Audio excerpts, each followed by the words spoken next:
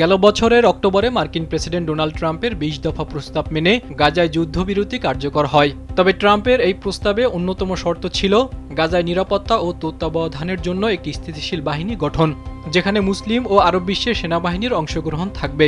গাজায় স্থিতিশীল বাহিনী গঠনের জন্য সেখানে সৈন্য পাঠাতে অনেক দেশই আগ্রহ দেখিয়েছে, যার মধ্যে রয়েছে পাকিস্তান, ইন্দোনেশিয়া, আজারবাইজান ও তুরস্ক। তবে তুরস্কের সৈন্য পাঠানো নিয়ে আপত্তি আছে ইসরায়েলের।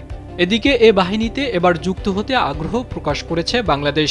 স্যান্ডেলিনা সো, রূপচর্চায় আভিজাত্য।